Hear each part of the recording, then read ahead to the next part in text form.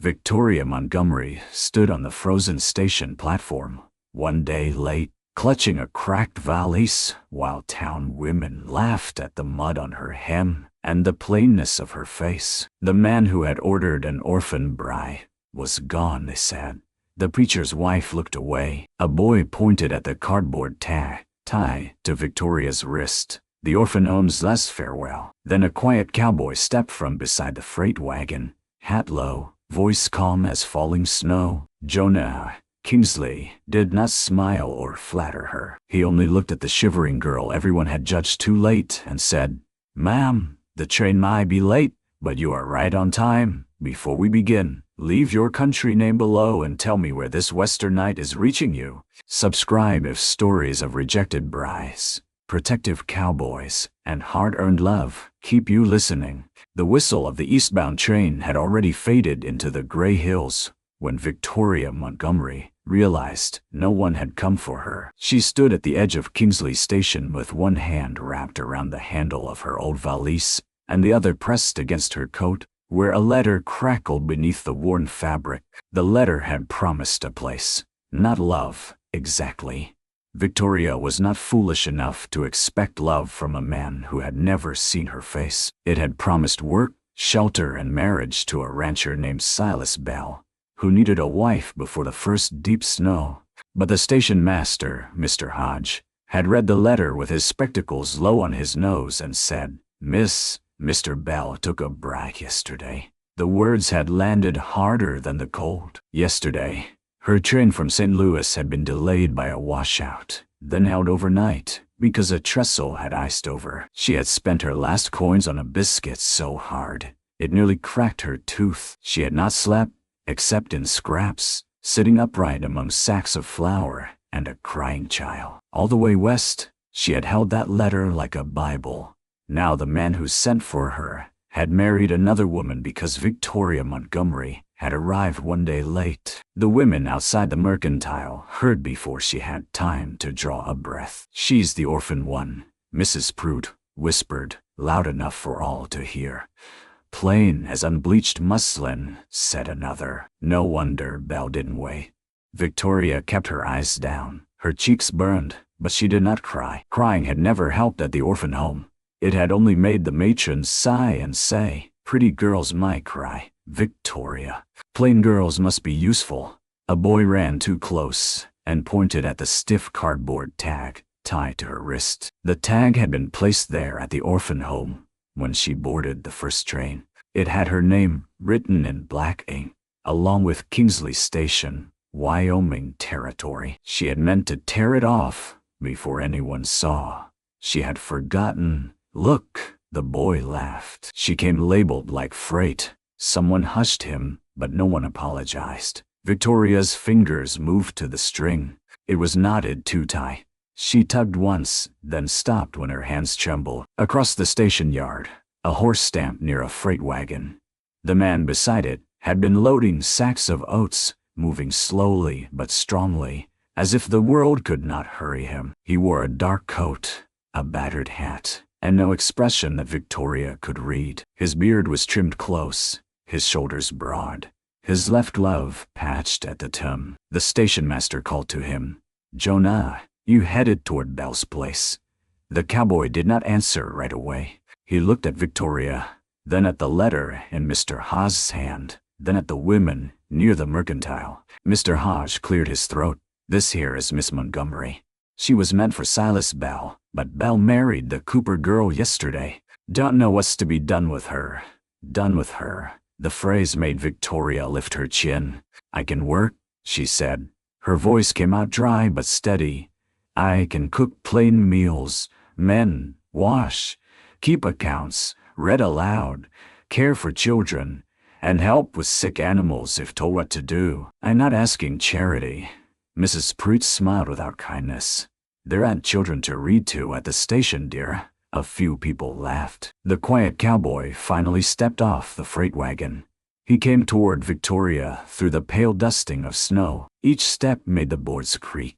He stopped a respectful distance away, not too close, not too far. "Your train was late," he said.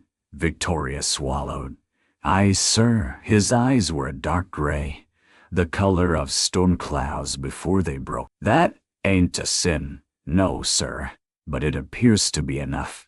A faint change crossed his face, not quite a smile. "My be pain recognizing pain." Mr. Hodge handed him the letter. "Jonah Kingsley, you still got that empty room behind your kitchen." The cowboy's jaw tightened. "That room belonged to my sister." The station yard went quiet. Victoria did not know what that meant, but she knew grief when she heard it. She had slept beside girls who cried for mothers they barely remembered. She had cleaned sheets after fever, took 3 children in one winter. She knew the way certain names made the air bend around them. "I will not trouble anyone," she said. "If there is a church cellar or a laundry shed, I can sleep there until I find work." Mrs. Prout gave a soft snort. "The church cellar is for preserves, not strays." That word struck the hardest. Stray. Victoria looked at the ground. Her boots were split at the toes. Snowmelt had darkened the leather. The remembered laughter of the orphan home rose behind her ears. And for one weak second, she wanted to be small enough to disappear. Jonah Kingsley turned his head toward Mrs. Pratt. He did not raise his voice. "Ma'am, you speak of a woman made in God's image." Mrs. Pratt, mouth closed. Then Jonah looked back at Victoria. "I've got a ranch 3 miles north. I don't need a wife." The words were blunt enough to bruise. Victoria nodded once.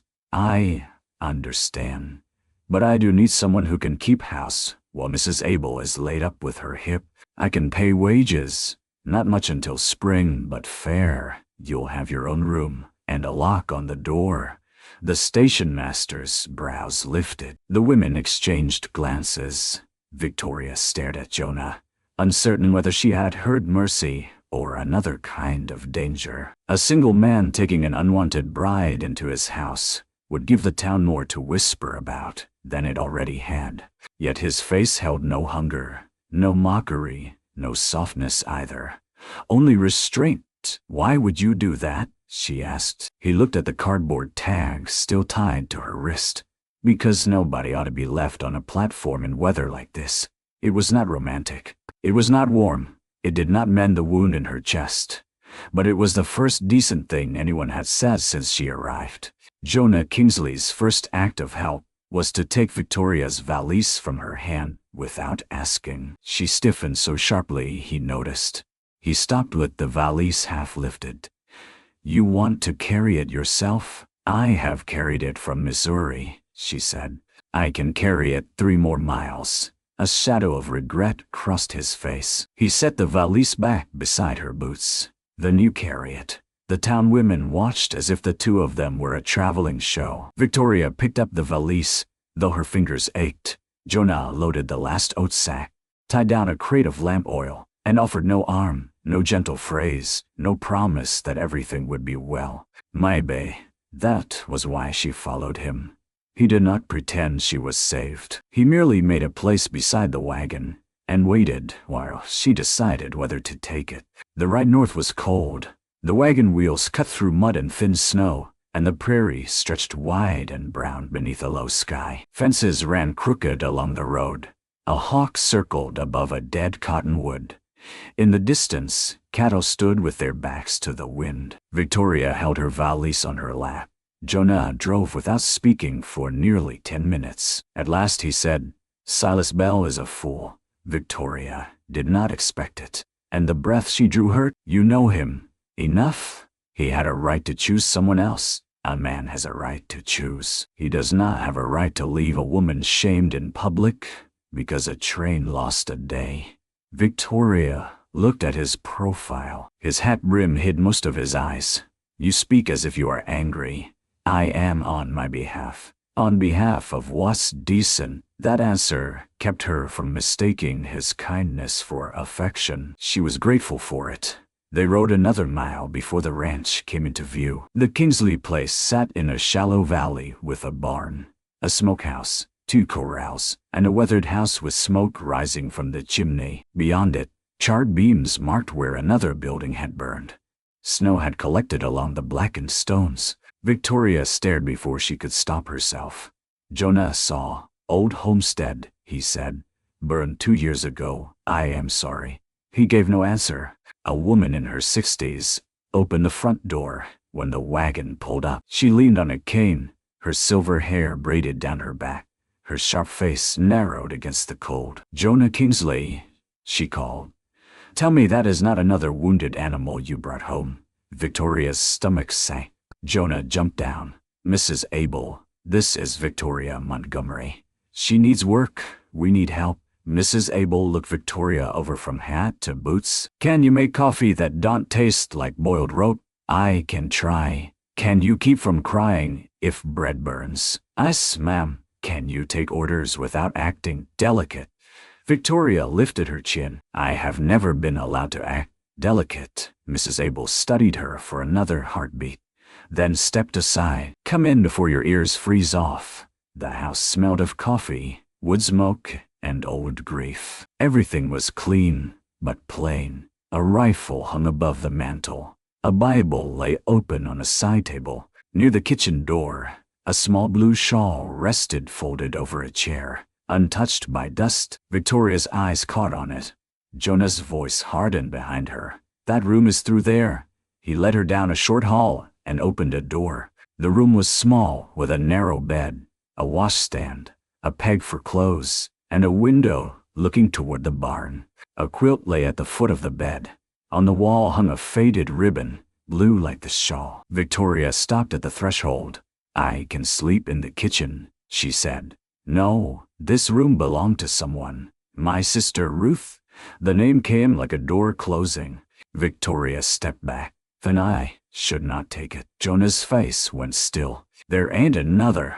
I can sleep in the pantry. No woman under my roof sleeps in a pantry." The words were meant as protection, but the sharpness in them made her feel accused, as if she had trespassed upon a sorrow she had no right to touch. "I did not ask to be brought here," she said quietly. Jonah's eyes flickered. "No, ma'am, you didn't." They stood in an awkward silence until Mrs. Abel called from the kitchen. "Either show the girl where to wash or freeze her pride solid in the hall." "I don't care which, but supper won't cook itself." Victoria entered the room. She put her valise on the floor, then untied the cardboard tag from her wrist at last. The knot resisted, and before she could hide the struggle, Jonah drew a small knife from his belt. "My eye." She hesitated, then held out her wrist. He cut the string with one careful motion. The tag fell into his palm.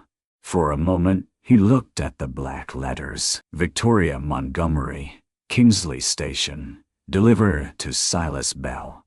Her face went hot. "You might throw it away." Instead, he handed it to her. "Only you get to decide what's done with your name." The words struck something deep. She took the tag and closed her fist around it. That evening, her first supper at the Kingsley Ranch was a failure. Mrs. Abel sat by the stove and told her where the flour was, where the beans were, which skillet stuck, which kettle leaked, and why Jonah liked coffee strong enough to float a horseshoe. Victoria worked quickly, trying to prove she was worth the wage before anyone changed his mind. But her hands were still cold, and the dough refused to rise. The beans scorched. When she reached for a hot pan, she burned 2 fingers and knocked a tin cup to the floor. Jonah came in from the barn at the crash. Victoria stood rigid, waiting for anger. At the orphan home, mistakes had always required repayment. A broken cup meant no supper. Burnt bread meant scrubbing floors until midnight. A clumsy girl learned to say sorry before she was struck. Jonah looked at the cup, then at her hand. "You're hurt?" "It is nothing," Mrs. Abel snorted. "Nothing blisters, does it?" Jonah took a clean cloth from a drawer and dampened it in cool water. When he offered it, Victoria stepped back. "I can tend it." His hand lowered. "Suit yourself," he said, and left the cloth on the table. It was the second imperfect kindness of the day. He did not know how to soften his voice. He did not know how to make help easy to accept. But he left the cloth where she could choose it. After supper, which tasted mostly of smoke, Jonah ate every bite without comment. Mrs. Abel was less merciful. Tomorrow, chai, we teach you beans. Victoria looked down at her plate. Yes, ma'am. Jonah rose and carried his dish to the basin. Before he went out, he paused near the door. Miss Montgomery, he said. She looked up. This house has survived worse than scorched beans. Then he stepped into the cold, leaving the door to close quietly behind him. For the first time that day, Victoria did not feel rescued. She felt allowed to remain. The Kingsley Ranch did not become home all at once. It became home in small, stubborn pieces. The first piece was the kitchen before dawn, when the sky outside was blue-black, and the stove answered Victoria's careful fire with a steady warmth. Mrs. Abel taught her to stir cornmeal without lumps, to judge bread by the sound it made when tapped, and to set coffee near the back of the stove so it deepened without burning. The second piece was the barn, where Jonah moved among horses, as if silence were a language they all understood. He had a bay mare named Mercy, a gray gelding named Prophet, and a scarred roan he trusted with no one. When Victoria carried warm mash for a sick calf, the roan pinned his ears at her. Don't stare him down, Jonah said from the stall door. I was not staring. I was praying he would not bite me. That horse don't respect prayer much. Then perhaps he and I have something in common. Jonah looked at her. The corner of his mouth moved almost against his will. It was the closest thing to a laugh she had seen from him. The third piece was Mrs. Abel's mending basket, where Victoria found work she understood. Shirts with torn cuffs, socks worn thin, a tear in Jonah's winter coat near the shoulder. She mended after supper by lantern light, while Mrs. Abel read scripture in a voice that made every word sound weathered and true. Jonah usually sat near the hearth, sharpening tools or studying account books. He spoke little. Sometimes he looked toward the empty chair with a blue shawl. Sometimes he looked away from it too quickly. Victoria never asked. A week after her arrival, they went into town for supplies. The church bell was ringing when the wagon rolled past the whitewashed meeting house. Women in dark dresses turned to watch. Silas Bell stood near the steps with his new wife, a fair-haired girl with a round face and a fine cloak. Silas was not old, but his mouth had a weak shape, as if he had spent a lifetime avoiding hard words. He saw Victoria and looked startled, then embarrassed, then annoyed, as though her continued existence inconvenienced him. Jonah did not stop the wagon. Victoria kept her hands folded in her lap. Mrs. Abel, seated behind them with a basket of eggs, leaned forward and murmured, "Lift your chin, child. Shame don't belong to the one who was wrong." Victoria obeyed. Inside the mercantile, Mrs. Prairie stood at the counter buying sugar. Her eyes moved from Victoria's plain brown dress to Jonah's quiet face. "Well," she said, "I suppose charity has found its boots." Jonah reached for a sack of salt. Victoria surprised herself by speaking first. "It is wages, Mrs. Prairie, not charity." The woman's brows rose. Victoria's heart hammered, but she continued, "I keep house for Mrs. Abel and Mr. Kingsley. I am paid for honest work." Mrs. Prairie smiled thinly. "Is that what folks are calling it?" The mercantile went still. Jonah set the salt down. The sound was soft, but it carried. Victoria felt him beside her, large and steady as a wall. Yet, he did not speak over her. He did not take the insult away, as if she were too weak to hold it. He waited. Victoria looked at Mrs. Prairie. "Folks may call it what they like. The truth does not change its clothes for gossip." Mrs. Abel gave a pleased grunt. The clerk suddenly found great interest in rapping nails. Mrs. Prairie's face reddened. "You've got a sharp tongue for an orphan." "No, ma'am," Victoria said. "Only a tired one." Outside, after the supplies were loaded, Jonah handed her the reins while he tied down flour sacks. "You handled that well," he said. "My knees are shaking. Courage often does." She looked at him then, really looked. "How would you know?" The rope in his hand still. For a moment, she thought he would not answer. Then he tied the last knot and said, "Because I have lacked it." That night, the first winter storm blew over the valley. Wind worried the shutters. Snow hissed against the windows. The cattle bunched along the fence, restless and dark. Near midnight, Jonah came in with ice in his beard and blood on his knuckles. Victoria rose from the kitchen chair, where she had been mending by low lantern. "You are hurt?" Fence wire snapped. Had to pull it tight. She reached for the cloth he had once left for her. This time she did not ask. She dipped it in warm water and held out her hand. Jonah looked at the cloth, then at her face. Slowly, he gave her his injured hand. His skin was cold. The cuts were not deep, but they were dirty. Victoria cleaned them gently. Neither spoke. The stove crackled. Mrs. Abel slept in the back room, her breathing faint but steady. "You were right," Jonah said at last. "About what?" "Ruth's room. I should not have put you there without telling you more." Victoria rapped his knuckles. "You owed me shelter, not your grief. I don't owe many things well. That is not the same as owing nothing." The words surprised both of them. Jonah studied her with that storm-gray gaze. Ruth was 16. Fire started in the old homestead chimney while I was away buying feed. By the time I got back, the roof was down. My father died trying to get her out. My mother lived 2 months after and never spoke my name again. Victoria's throat tightened. "I am sorry," she whispered. "I built this house after. Kept her shawl, kept her room, kept everything I could, except the people.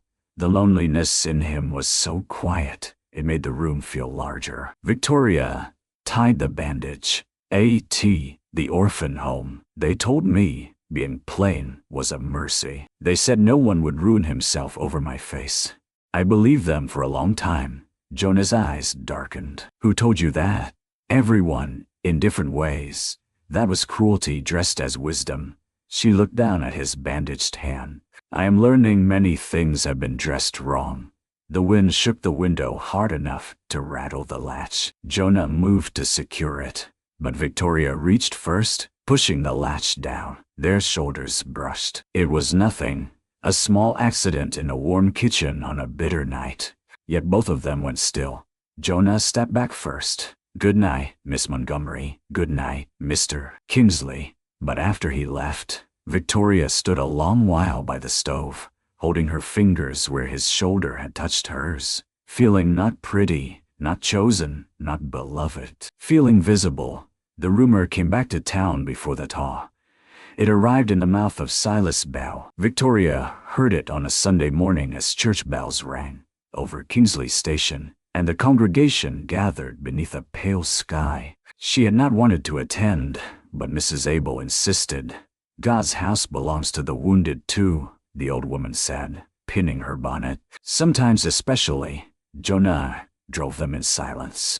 He wore his black coat and a clean shirt Victoria had mended at the collar. She wore her plain brown dress, washed and pressed, with a narrow blue ribbon at her throat. It had come from Ruth's room. Jonah had seen it when she stepped into the kitchen. His face changed. "I can remove it," Victoria said quickly. "No." His voice was rough. "It suits you." That one sentence carried her all the way to town. Until Silas Bell spoke. He waited near the church steps, his fair young wife beside him. A few men stood around him. Mrs. Pruitt hovered near the door, hungry for trouble. Silas tipped his hat as Victoria approached. "Miss Montgomery, Mr. Bell, I hear you found a place fast." Jonah stopped at her side. Victoria kept her voice even. "I found work, as so folks say." Silas glanced at Jonah. Though it seemed strange, donned it. A mail-order girl meant for one man ending up in another man's house before sunset. The men shifted. Someone coughed. Jonah's jaw hardened, but Victoria felt the old helplessness rising. The orphan home shame, the station laughter, the cardboard tag. Silas saw it. Worse, he enjoyed it. He lowered his voice enough to pretend decency while ensuring everyone heard. "I only hope you did not misunderstand your position, Miss Montgomery. A plain girl can become desperate when a respectable match passes her by. Victoria's face went white. Jonah took one step forward. Mrs. Abel's cane struck the frozen ground. Jonah, the warning held him. Victoria knew what the town expected. They expected tears. They expected Jonah to defend her honor because she could not defend it herself. They expected Silas to walk away untouched, his cowardice hidden beneath a clean Sunday coat. But something had changed in her during those weeks at the ranch. It had happened over scorched beans, mended cuffs, wounded hands, and a room that had once belonged to a dead girl. It had happened when Jonah let her carry her own valise, when he did not make her gratitude another kind of cage. Victoria looked at Silas Bell. "You sent for me," she said. His smile faded. "You wrote that you needed a wife before winter. You wrote that your mother's Bible would be placed in my hands if I proved faithful. You wrote that loneliness had made your house cold." The churchyard went silent. Silas' wife looked at him sharply. Victoria reached into her coat and drew out his letter. The paper was creased from being read too many times on too many trains. "You did not sin by choosing another woman," Victoria continued. "You sinned by letting me arrive with no warning, no fair home, and no protection from public shame. Then you sinned again by pretending my need made me dirty." Silas flushed. "That letter is private." "No," Victoria said. "My humiliation was public. Let the truth stand in the same air." Mrs. Abel smiled like a woman watching a door finally open. Jonah did not speak, but his presence at Victoria's side was a quiet fire. Silas' wife pulled her hand from his arm. "You told me she had refused to come." Victoria looked at the young woman, and the anger in her softened. "I did not refuse. The train was delayed." The girl's eyes filled. She stepped away from Silas, not far, but enough. The church doors opened.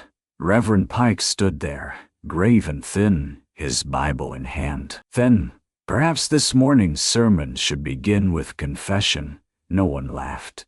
Inside, Victoria sat between Mrs. Abel and Jonah. Her hands trembled in her lap. She had answered the insult, but courage did not feel like triumph. It felt like standing in a storm and refusing to lie down. During the final hymn, Jonah did not sing. He never did. But when Victoria's hand shook too hard to hold the hymnal steady, his hand closed gently around the bottom edge of the book. He did not touch her fingers. He simply steadied the weight. After church, no one knew quite how to speak to her. Some avoided her eyes. Others nodded stiffly. Mrs. Pruitt looked as though she had bitten into a green persimmon. Reverend Pike approached Victoria near the wagon. "Miss Montgomery, I owe you an apology. I heard pieces of your situation and did not ask for the whole truth." Victoria was startled. "Thank you, Reverend. Would you consider helping with the children's reading circle on Wednesdays? We have need of someone patient, not plain, not stray, not charity." Victoria glanced at Jonah, uncertain. He gave the smallest nod. "Your choice, her choice." "Yes," she said. "I would be honored." The drive home was quiet until the ranch appeared beneath a sky heavy with snow. Jonah pulled the wagon to a stop near the burned homestead instead of the house. Victoria looked at him. He stared at the blackened beams. "I nearly went after Belle. I know. I wanted to put him in the dirt. I know. That would have made your courage smaller in folks' minds. They would have remembered my fist instead of your words." Victoria watched the wind move through the ruins. "So you did nothing." His mouth tightened. "No, I held back. For me, that is not nothing." She understood then. His restraint had cost him. Protection did not always look like standing between her and harm. Sometimes it looked like trusting her to stand. Snow began to fall lightly. Jonah removed his hat. Ruth was not in the house when it caught fire. Victoria turned to him. His face had gone pale beneath the weathering. "I lied by omission. To others, to myself." She ran in after a box, my mother's sewing box. She thought it held money we needed to pay debt on the land. I had told her we were close to losing everything. She was trying to save us. Victoria's chest hurt. "The box was empty," Jonah said. I had already paid the debt that morning, sold half the herd to do it. I never told her, because I wanted to surprise them. She died chasing a fortune that wasn't there. The wind pressed snow against his coat. Victoria spoke softly. You were not the fire, no, but I was the silence before it. There was nothing easy to say, so she did not offer ease. She stepped down from the wagon and walked to the edge of the ruin. A few black stones remained, half buried in snow. She knelt and touched one with her gloved hand. Atia, the orphan home, she said. We kept a shelf of things children left behind when they were adopted. Broken dolls, ribbons, tin soldiers. I used to think being left was the worst thing, but sometimes being kept only as a memory can trap the living too. Jonah looked at the house he had built beside the ashes. You think I trapped Ruth? I think you trapped yourself with her. He closed his eyes. It was the first time she saw his hard heart crack, not from anger, but from grief. The public choice came with the storm that nearly took the valley. It began on a Wednesday afternoon while Victoria was in town teaching 6 children to read from worn primers in the church vestry. Snow had been falling since morning, soft at first, then thick and slanted. By 2 o'clock, the windows were white. By 3, the bell rope froze stiff near the wall. Reverend Pike came in with concern drawn across his face. Miss Montgomery, you might need to stay in town tonight. Victoria looked toward the north road. Jonah will come. The words left her before she considered them. Mrs. Prairie, who had arrived to fetch her nephew, heard and lifted an eyebrow. Will he? Quiet men are hard to count on in a storm. Victoria buttoned her coat. Jonah Kingsley is easy to count on. He just does not announce himself first. She took the children to their families and stepped outside into a world erased by snow. The street had become a white tunnel. Horses stamped under the livery roof. Lanterns glowed like weak stars through the blowing dark. Jonah did come. He rode in near dusk, leading the wagon with Mercy hitched and a blanket tied over the seat. Ice clung to his hat brim. His coat was crusted white. You should have stayed home, Victoria said, as he helped her into the wagon. You should have stayed at the church.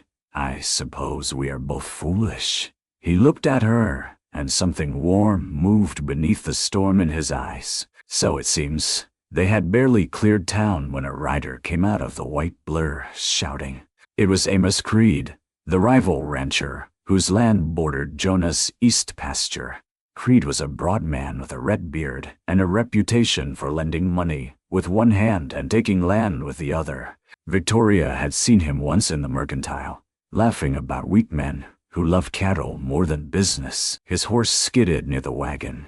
Kingsley, your north barn's burning. Jonah's face changed. Victoria gripped the seat. Burning. Lightning struck or a lantern fell. I don't know, Creed shouted, but his eyes shifted too quickly. Saw smoke from my ridge. You best hurry if you want to save what's left. Jonah turned the wagon hard. Creed rode beside them for a moment.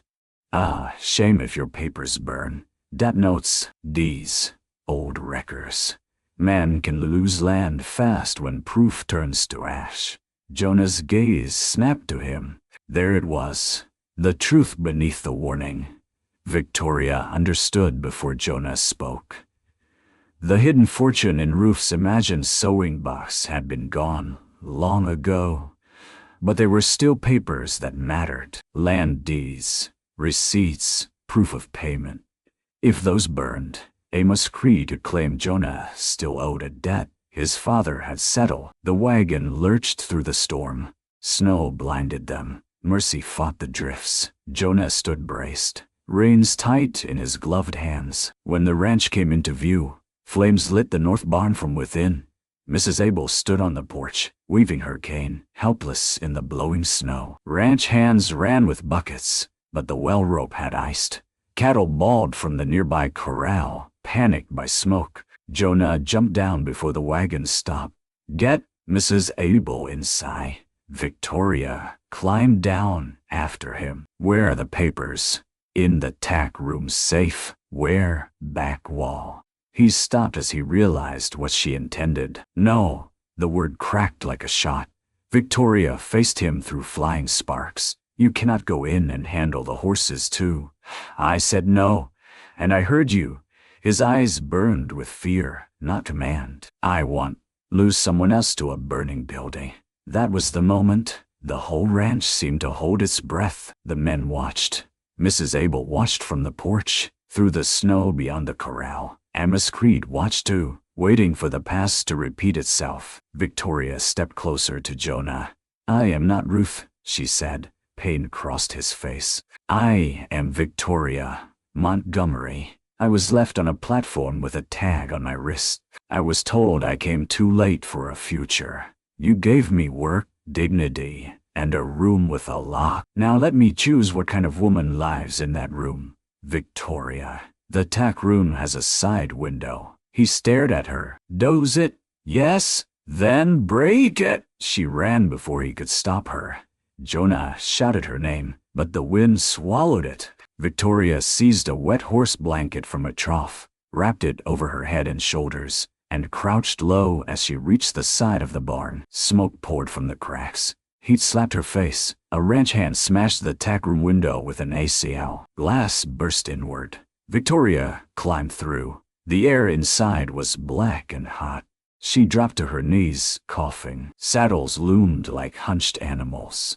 Flames chewed along the far rafters. She felt along the wall, fingers scraping wood, then iron. The safe. It was small, more box than safe, built into the lower wall. The handle burned through her glove. She cried out but pulled. Locked. Of course it was locked. She searched blindly, choking. Jonah had said tack room.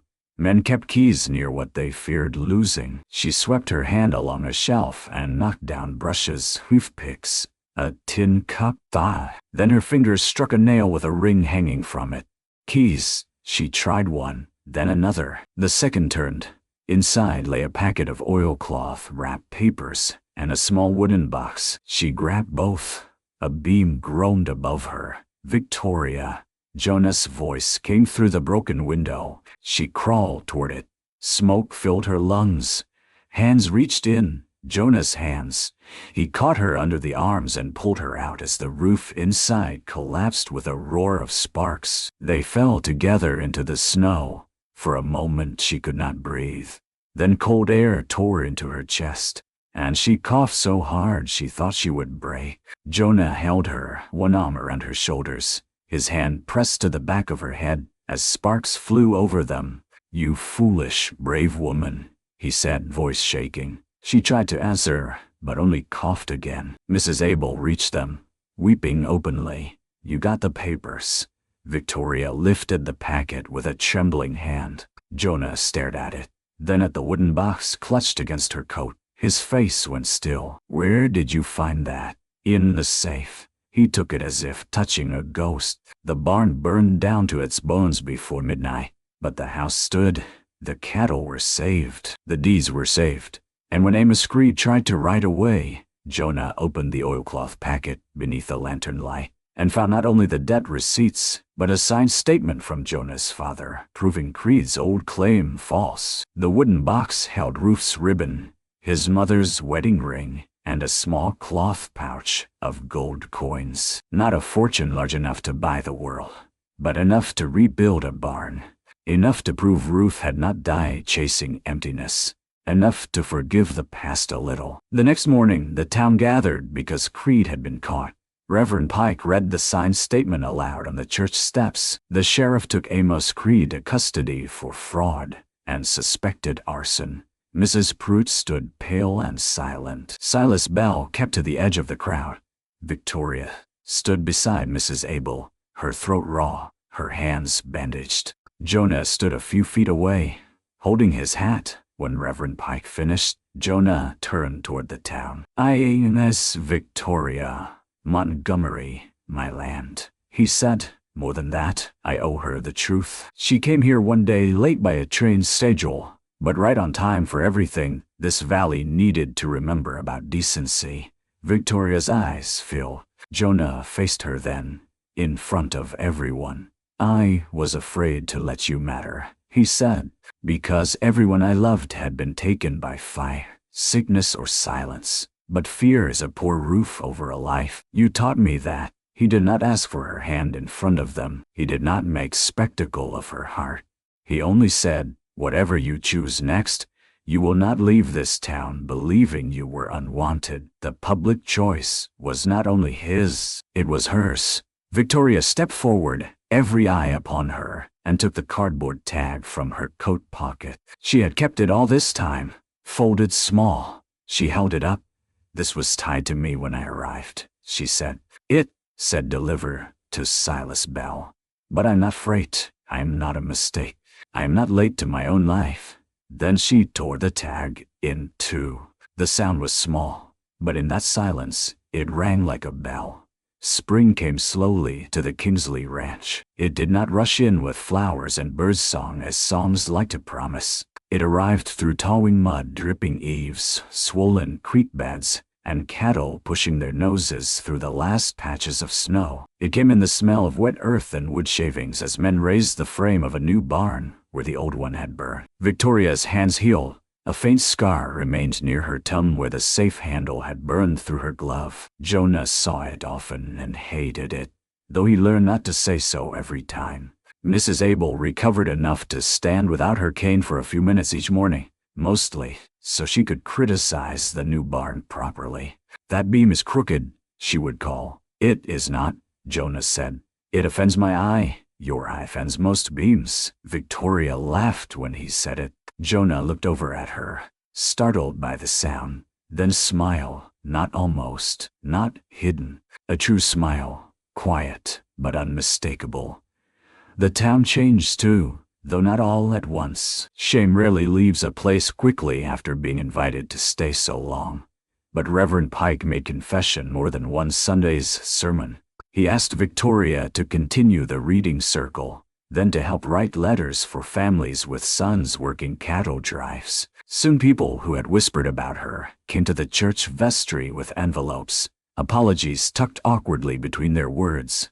Mrs. Pruitt came last. She arrived one afternoon, carrying a jar of peach preserves. Her bonnet was tied too tightly, and her mouth had the pinched look of someone about to swallow medicine. Victoria was cleaning chalk from the children's slate boards. Mrs. Pruitt set the jar on the table. These are for Mrs. Abel.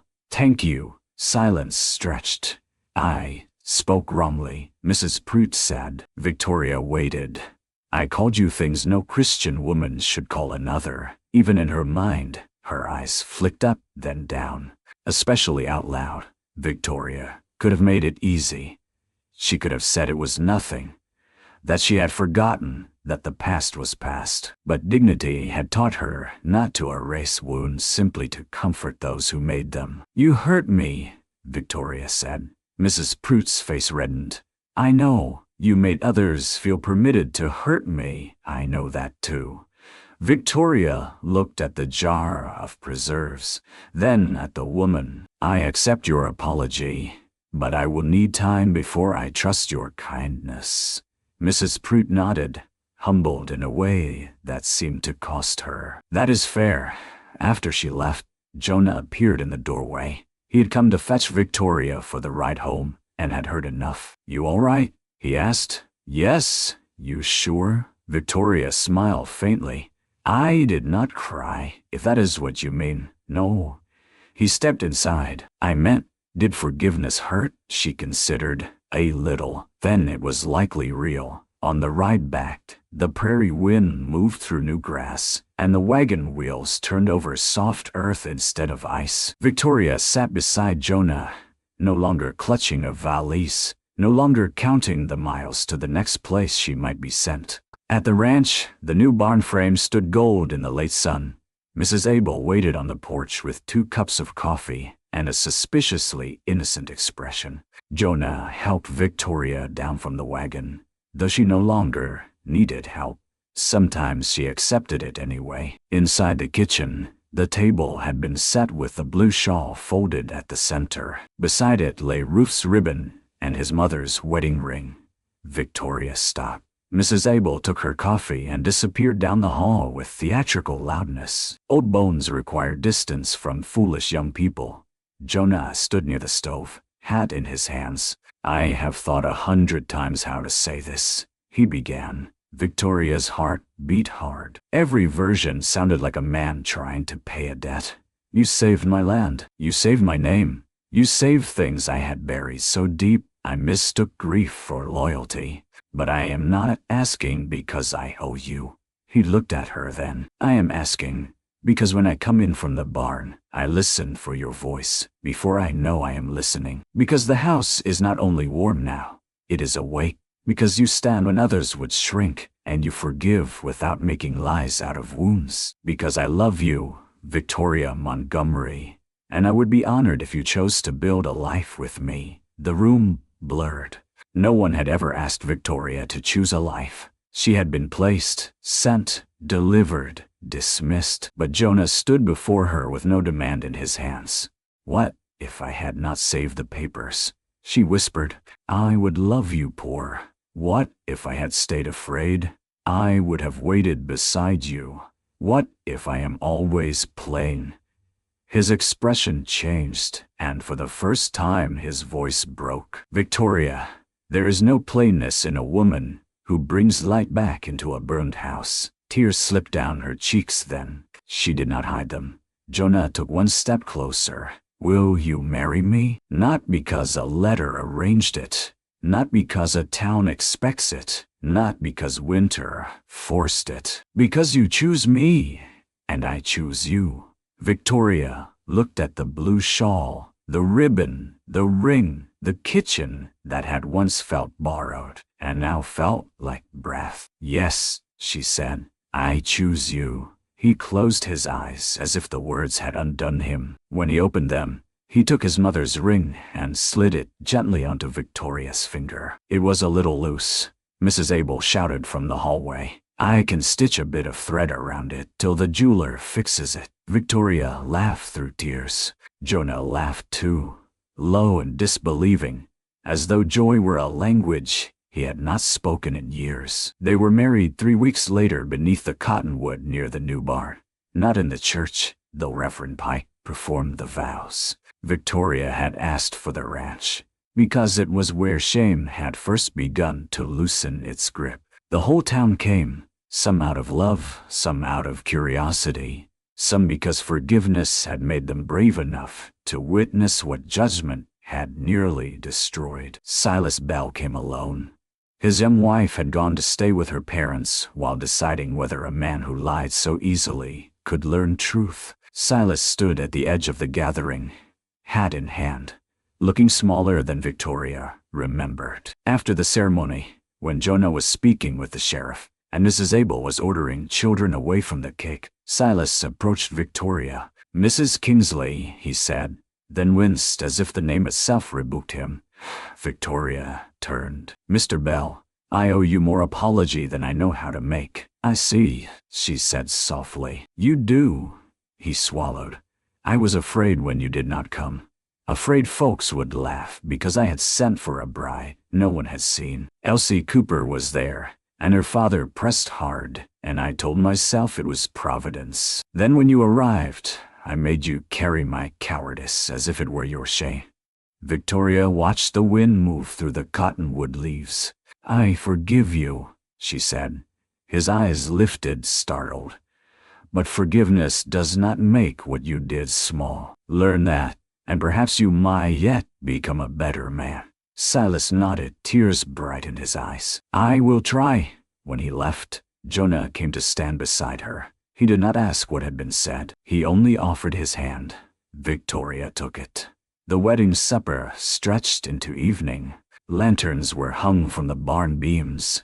Fiddles played. Children chased one another through the grass. Mrs. Pruitt served peach preserves beside biscuits and accepted Mrs. Abel's criticism without once defending herself. Reverend Pike prayed over the meal and thanked God for trains that ran late, storms that revealed truth, and hearts that found courage after long silence. Later, when the guests had gone and the lanterns burned low, Victoria stood with Jonah near the pasture fence. The stars were sharp above the prairie. The new barn smelled of pine boards and hay. In the distance, a train whistle sounded, lonely and silver beneath the night.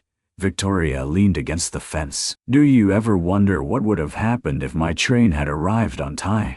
Jonah rested his arms on the top rail. "Silas Bell would have had a wife he did not deserve." She smiled. "And you?" "I would have kept mistaking an empty house for peace." The wind moved softly over the grass. Victoria touched the ring on her finger. It had been fitted properly in town, but Mrs. Abel had insisted on leaving one tiny blue thread wound beneath the band until the wedding night for remembrance. "I thought being late meant I had lost my only chance," Victoria said. Jonah looked at her. "You were not late." "No," he shook his head. "I had to bury grief." Mrs. Abel had to soften. "The town had to be shamed into truth. You had to learn your name was yours before it became mine." Victoria's eyes filled again, but these tears were gentle. "And you?" she asked.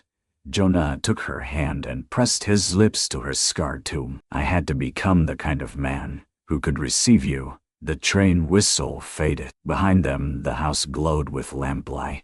Not a borrowed room, not a shelter given out of pity. Home. The blue shawl lay folded over the chair by the hearth, not as a shrine to sorrow now, but as part of family's keeping. Ruth's ribbon had been sewn into Victoria's wedding quilt.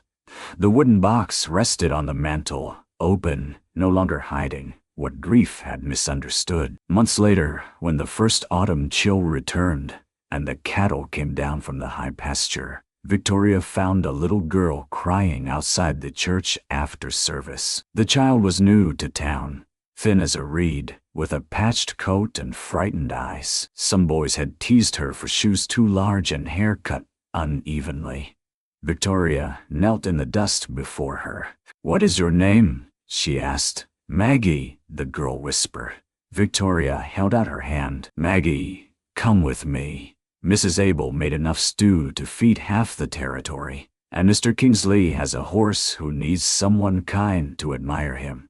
The girl looked past her to Jonah, who waited by the wagon, quiet as ever. He tipped his hat gently. Maggie wiped her nose. "Will he mind?" Victoria turned and looked at her husband, standing in the golden afternoon light, with Mercy's reins in his hand and patience in his face. "No," she said.